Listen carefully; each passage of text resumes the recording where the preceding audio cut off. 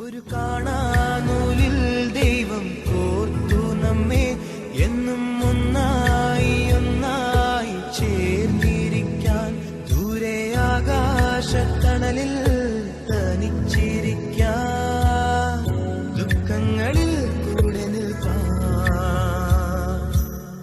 സ്വർഗങ്ങളെ സ്വന്തമാക്കാൻ.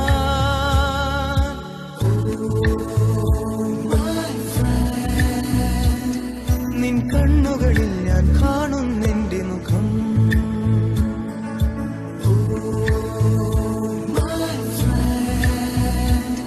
നിൻ വാക്കുകളിൽ ഞാൻ കേൾക്കുന്നെന്റെ സ്വരം.